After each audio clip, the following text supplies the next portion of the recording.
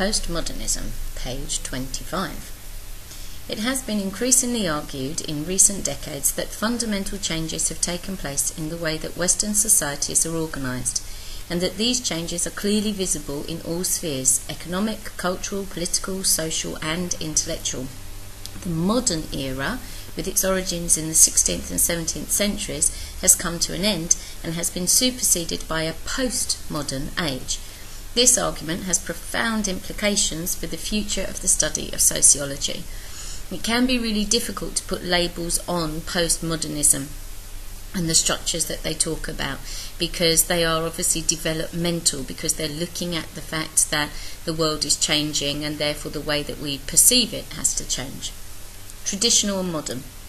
The modern era can itself be said to have superseded the traditional, when the rural and agrarian gave way to an urban and industrial society. Okay, so simply because people moved away to farms, to factories, everything has changed.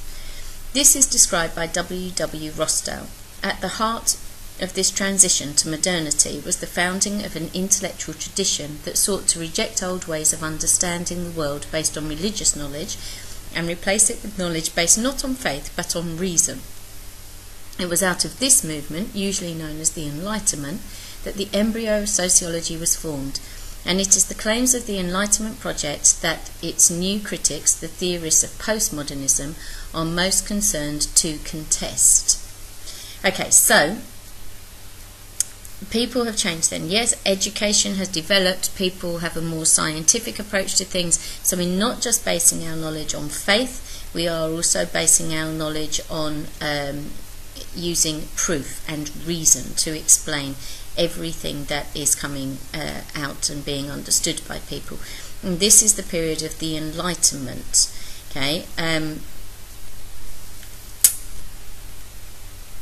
this is what sociology needs to kind of stand up to and appreciate what they're saying. So, the Enlightenment. Let's understand what the Enlightenment is first. Although it was a broad-based movement, the Enlightenment can be described as the collective writings of 18th century French thinkers such as Rousseau, Voltaire, Diderot and Montesquieu, who are sometimes collectively known as the philosophers, and Scottish writers such as Hume and Adam Smith. In a theological age, these writers argued the case for raising the status of science, for a more rational understanding of the world based on belief in the possibility of the use of reason to increase human understanding of the world in which they lived.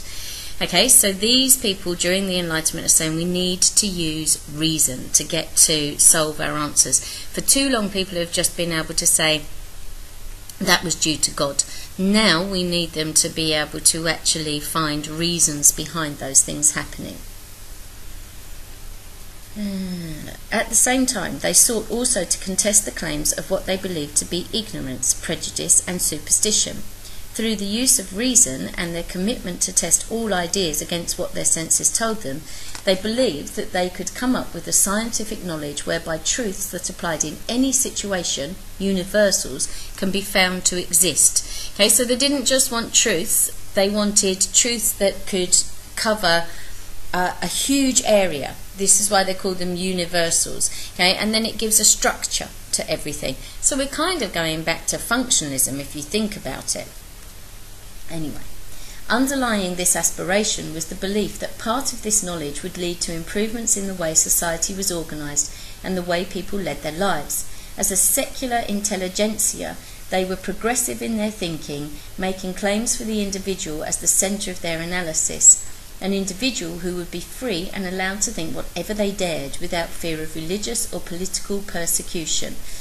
Okay, so this idea of being secular means, that they are moving away from religious backgrounds. They are moving into things that are of this world and of this earth, not religious. In doing so, they opened the door to the possibility of a science of society, to the extent that some have claimed that in the 18th century sociology would have been translated as the work that the philosophies were doing before it was further developed by Saint Simeon and Comte. During the 19th and early 20th centuries, these ideas became professionalised and institutionalised by the founding fathers, Marx, Durkheim, Toniers, Smell and Weber. and it is their intellectual inheritance in the form of social science that has been largely described and discussed in this book. Okay, so this is the time when they are getting away from just trusting religion and actually starting to use science to dig into things, to understand them. And through the Enlightenment, people were allowed to have more freedom of thought, to actually criticise things which in the past were just held as being truths when there was no proof to back them up. And so this was why these founding fathers were actually able to do the type of research that they did and to ask the questions that they did, because of the Enlightenment. Postmodernist criticism. The theorists of postmodernism attack the Enlightenment inheritance at its foundations.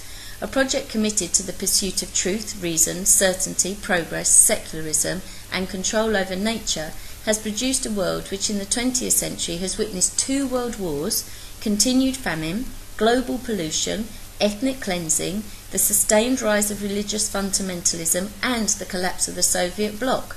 It is therefore difficult to conclude that there is an inner logic of history leading to the perfection of the human condition.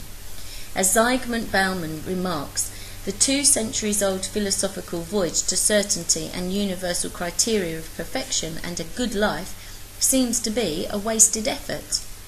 This sense of disillusionment is what has been described by one of the most prominent postmodernist writers, Jean-François Lyotard, as the postmodern condition. Okay, so postmodernism was looking to find these universals, these truths that would help us to understand everything. But actually what critics of this theory would say is, well, ultimately what's ended up is there being, real major problems in the world, and not just small problems in isolated areas, but, over the globe. So therefore postmodernism hasn't found these universal truths. It's just with people moving away from a belief in God and the morals and norms that go with that, it seems to have made the world into a not so great place to be in. This new condition is present in all aspects of life. In philosophy, it is marked by the claims of relativism. There are no universals, and there is no objective or scientific truth. Sociology, which is strongly linked to philosophy, also exhibits the postmodern condition in that in all of sociology's subject areas, postmodern thinking is making a significant and subversive contribution. Okay, so it's digging away at what's underneath everything, so that's not necessarily good. It is no longer possible, if it ever was, to scientifically analyse an increasingly secular and industrial world, as if the class structure of an isolated nation-state were the key to understanding behaviour, explaining how people vote, their consumption of high or low culture, or their propensity to criminal acts. Men are no longer the sole breadwinners, living in nuclear families with the same job and a wife for life, with a limited choice of programmes to watch on television. The projections of modernist sociology have been examined and found wanting. So postmodernism is criticised because actually it didn't understand the changes that were going to happen, although it was claiming that it knew how these things were going to happen. Post-industrialism. The growth of service industries and the absolute decline of manufacturing industries, the spread of flexible working, part-time working, temporary contracts, niche production and so on, mean that the industrial world has become post-industrial and Fordist production has become post-Fordist. In the analysis of stratification, the dimensions of age, gender and ethnicity are now seen to be at least as important as the concept of class. Okay, so let's be clear.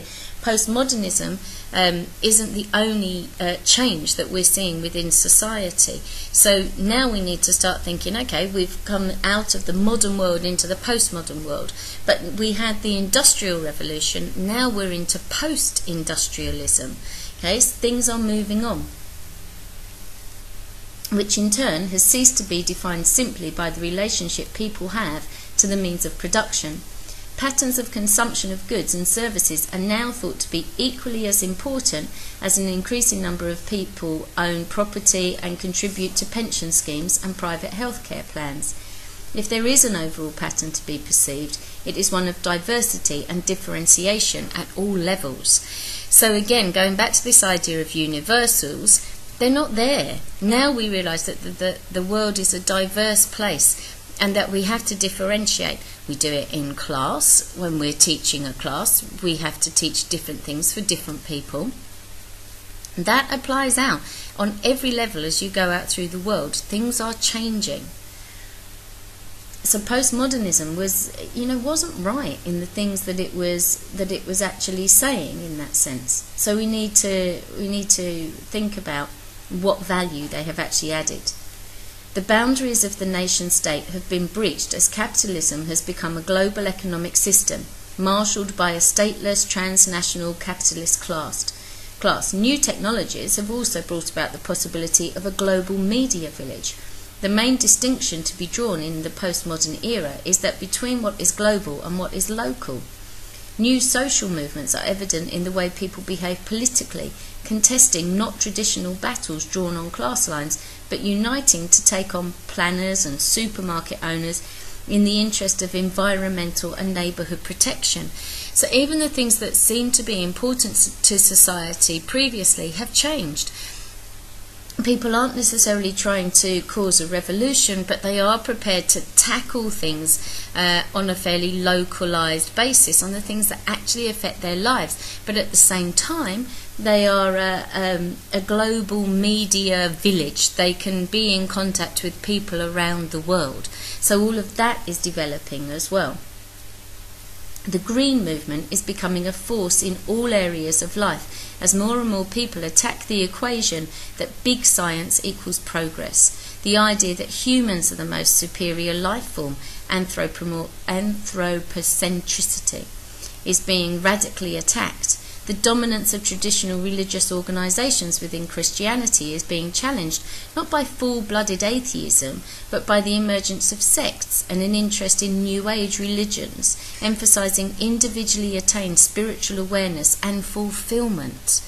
Okay, remember we talked about the fact of the I still being present inside people, and whilst they're accepting in all these other ideas that Mead talks about in your primary and secondary socialisation, that I is starting to become the more dominant force. Yes, we can see what's going on around us in the world, and yes, that's very interesting, but actually does what's happening in a country that's thousands of miles away from me have any effect on me personally? And so people are looking more towards the I issues than they are to being a part of a global team.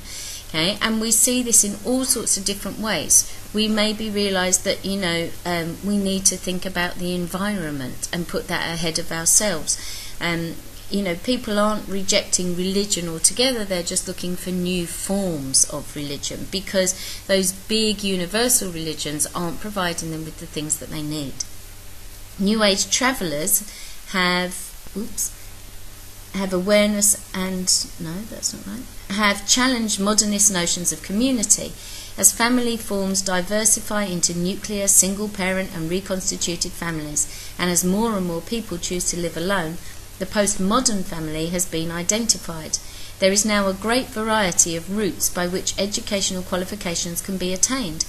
In an education system that has become increasingly localised in its control and administration, decades of criminological research have resulted in a crisis of aetology, where the causes of criminal behaviour in a welfare society are now thought to be highly complex, if they can be understood at all. Okay, so we see all areas where individualism is starting to take over. The ubiquity of mass media technologies has broken down the distinction between high and low culture, and even the distinction between culture and society. All have become equally indistinguishable from the economy, as we become defined as consumers with needs, and cultural artefacts are either used to sell commodities or have become the commodities themselves. Pop art appears in art galleries, and classic art appears on t-shirts, compact disc covers, and is now commonly used in all areas of advertising. Okay, so mass media and the technologies that they have made different things available to different people. So high culture art that we might not have ever had access to can now be put onto the clothes that we wear. And whereas pop art, which was considered to be, looked down on rather by high culture, is now being put into, your main art galleries. So there's the lines that were drawn previously are being blurred and erased. Style and surface have superseded content. Because the world of media, signs, symbols and images is central to our discourse, the nature of reality has also been transformed.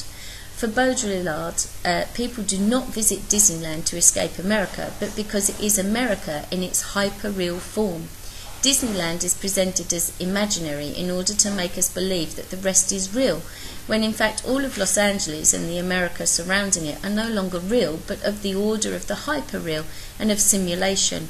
It is no longer a question of a false representation of reality or ideology, but of concealing the fact that the real is no longer real. Okay, so this is like the Disneyland theory, okay, that people go to Disneyland to escape from reality and to go into this imaginary happy world. But actually what Baudrillard is saying is that in fact the world around you isn't real anymore. Okay, and so when people go into Disneyland, they're not going there to escape America. They're going there because it's the hyper-real form, and that's what they really want life to kind of be like. Okay, and this is the problem, that we now have access to so many different things that it becomes difficult for us to really understand anymore what actually is society, community, culture, and therefore important to people.